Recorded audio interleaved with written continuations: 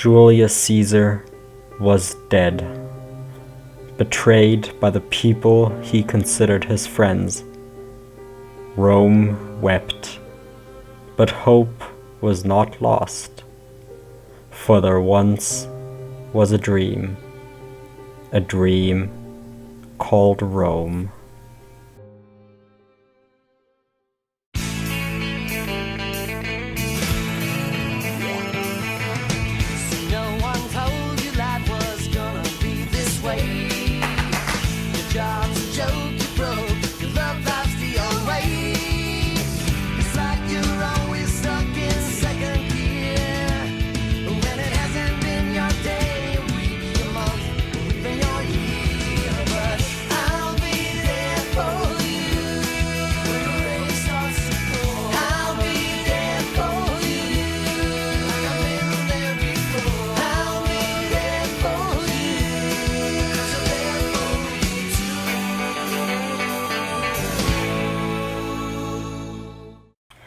Our hero was born as Gaius Octavius on September 23rd, 63 BC. He was born into the relatively undistinguished Octavii family, and when his father died young, little Octavius was raised by his grandmother Julia, the elder sister of Caesar. Unfortunately, the gods, fearing his Chad powers, nerfed him by giving him minus 99 HP in exchange for his plus 99 charisma. As a result, he spent his youth living in and out of the sickbed. This gave him plenty of time to read books, boosting his already high intellect statistic. Meanwhile, his uncle Caesar was out in Gaul, doing what Caesar did best, killing lots and lots of barbarians. Let's have a look.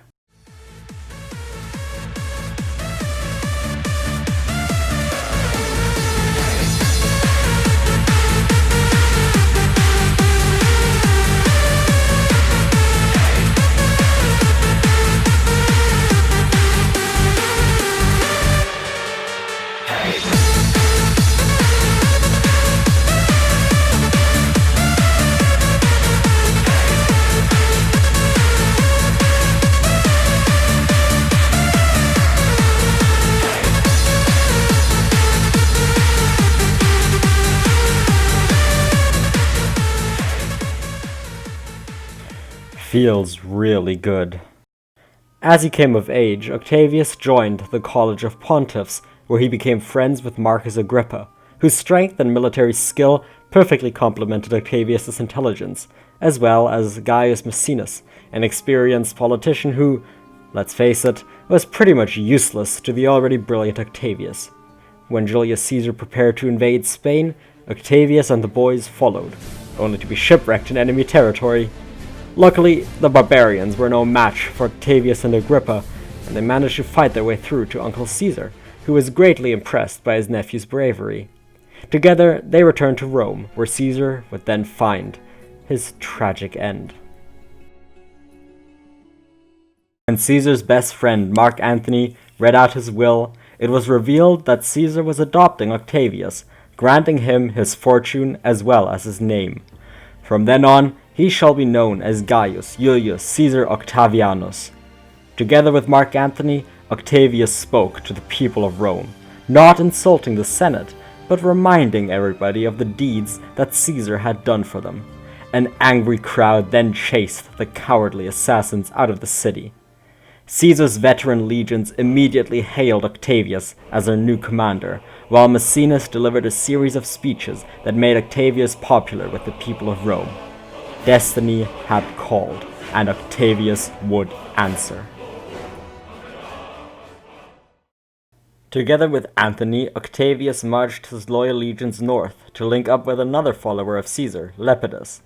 On the way, they easily defeated two senatorial armies, Agrippa proving himself to be as brilliant as he was strong.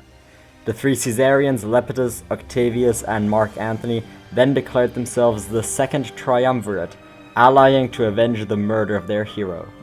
And everyone agreed that the Senate needed nothing less than a massive purge. A list of 300 senators involved in Caesar's assassination was drafted, the suspects executed, and their property confiscated. The remaining members of the Senate were loyal to Caesar, and quickly granted every member of the Triumvirate full dictatorial powers. After destroying yet another senatorial army in Macedonia, the three triumvirs divided the republic amongst themselves. Mark Antony took the east, Octavius took central Italy, whilst Lepidus got Hispania and Africa. Just kidding, he only got Africa. Gaul was to remain independent, as Antony and Octavius couldn't agree on who should govern it. Octavius, honoring his dead uncle and adoptive father, raised Caesar to the status of a god, thus making himself Divi Filius, the son of a god.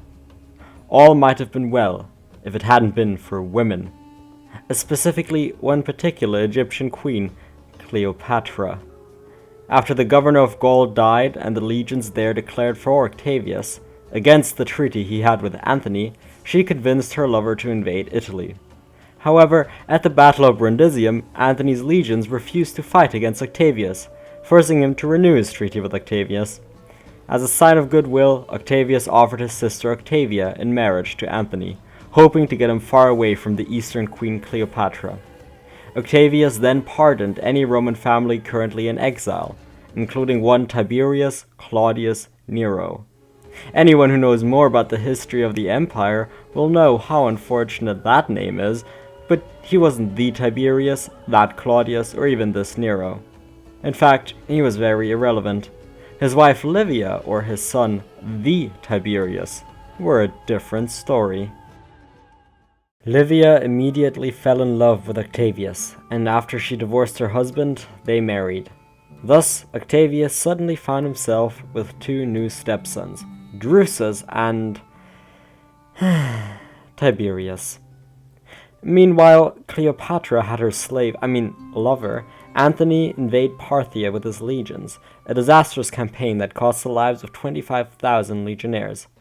Octavius didn't even bother sending reinforcements, instead allying with Agrippa and Lepidus, who got sick of watching paint dry in Africa, to take Sicily, which was still under senatorial control. After hilariously trying to claim Sicily for himself, Lepidus's legions defected to Antony, plus 99 charisma, remember? And he was demoted, fired, and sent away to quietly spend the rest of his days in rural Italy. Unfortunately, Antony and Cleopatra were still up to no good.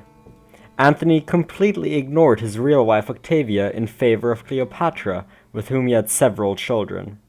To top it all off, Octavius received a copy of Antony's will, which made him simultaneously vomit and explode in rage. In it, he declared that Cleopatra would inherit all of the Eastern Roman Empire, as well as proclaiming her Queen of Kings, and her illegitimate son with Caesar, the 15-year-old Caesarion, King of Kings. This was too much for even the generous Octavius, who immediately declared war on Cleopatra and her lover. Whilst his loyal friend Agrippa crushed Antony's fleet at Actium, Cleopatra helplessly watched as legion after legion defected to Octavius. After his defeat, Antony committed suicide by falling on his own sword. Cleopatra begged Octavius for mercy, but he had none to give her. After killing her son Caesarion, famously declaring that 2 Caesars is 1 Caesar too many, Octavius watched as Cleopatra let herself be bitten by a poisonous snake. After declaring Egypt as his new personal property, Octavius then visited the shrine of Alexander the Great, only to laugh at his meager accomplishments. Alexander became king at 20, whereas Octavius became dictator at 19. It took Alexander 13 years to conquer the Middle East. In the same time, Octavius won control of the entire Mediterranean.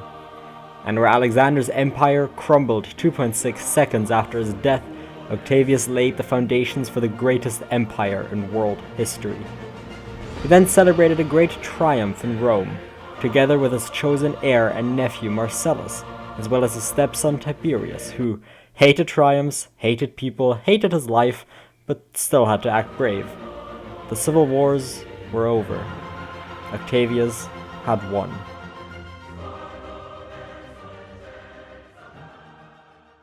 To thank the gods for his victory, Octavius built a temple for Apollo, whilst his best friend Agrippa built a temple to all the gods, the Pantheon. Together with his old friends, he then stood before the Senate and announced his resignation as a dictator, giving power back into the hands of the Senate. But the Senate had grown so weak and pathetic that the mere thought of having to be in charge filled them with dread, and so they begged Octavius to reconsider. Reluctantly, he obliged to stay in charge. To thank him, the Senate bestowed upon him new titles. Now and forevermore, Octavius would be known as Imperator Caesar Divi Filius Augustus, Princeps of the Republic, and first Emperor of the Roman Empire. He then set about the long task of stabilizing the borders of his empire, unfortunately contracting a deadly typhoid fever whilst campaigning in Spain. As he lay on his deathbed, with Marcellus still being too young, he called for his loyal friend Agrippa to succeed him. But as his life balanced on a razor's edge, Agrippa brought the urn containing Caesar's divine ashes, using them to heal the princeps. Sadly, whilst Augustus could recover from his illness, his heir Marcellus soon died of food poisoning. Some say his wife Livia poisoned him to ensure her own son Tiberius could be heir. But surely that won't become a trend, right? Unfortunately for her, Augustus recognized what a weak man Tiberius was, and so instead adopted Agrippa's two sons, Gaius and Lucius. And to ensure that the emperors were forever safe, Augustus then created the elite Praetorian Guard.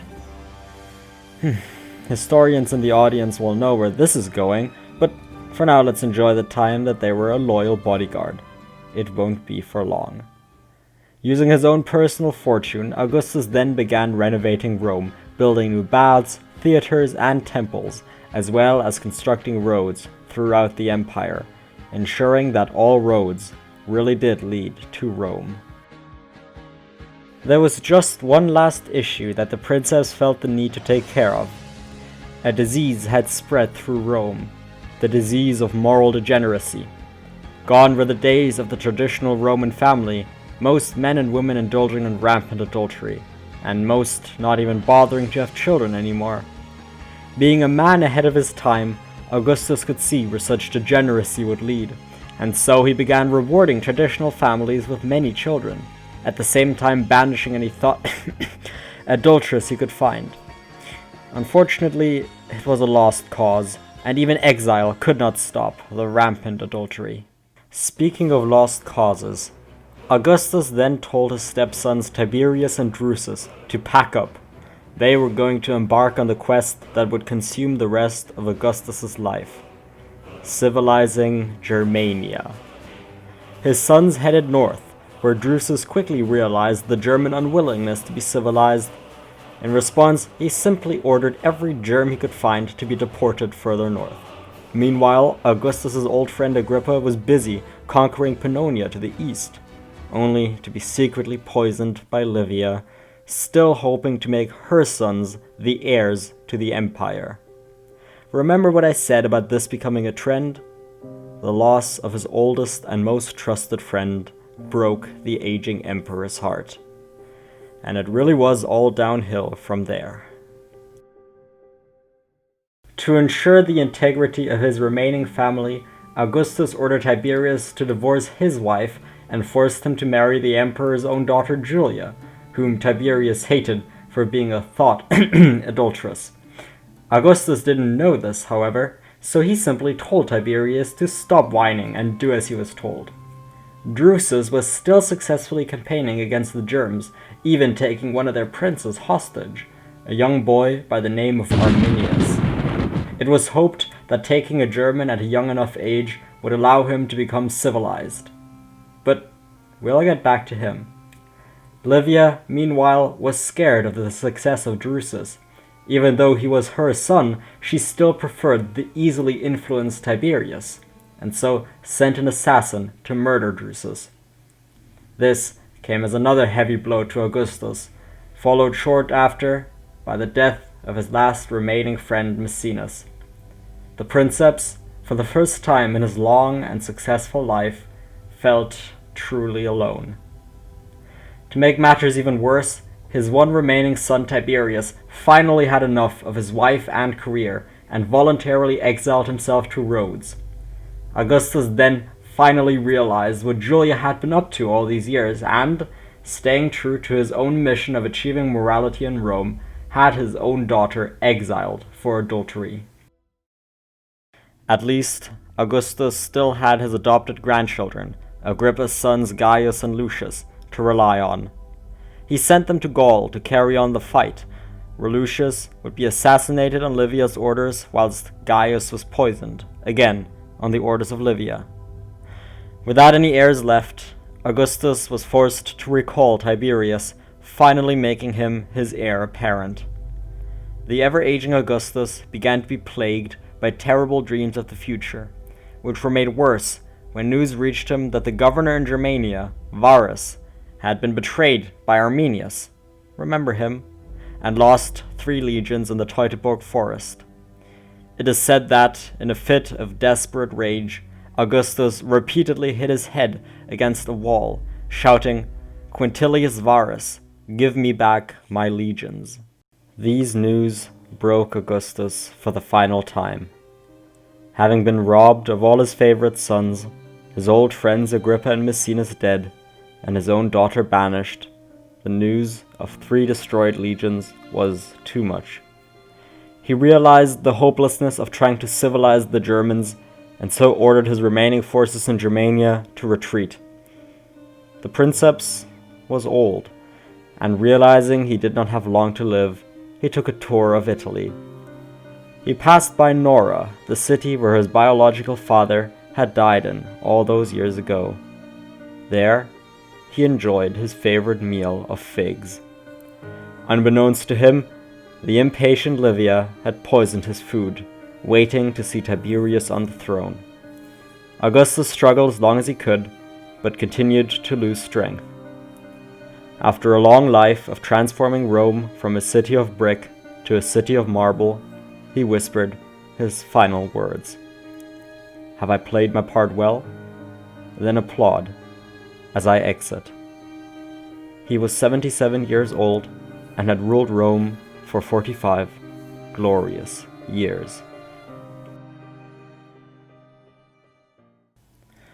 Rome's first, and by many accounts best, emperor was dead. He had shaped the course of world history, and whilst Rome may never again have reached the heights of peace and prosperity it had enjoyed under Augustus, the glory of the past lives on in our memories. For there once was a dream called Rome.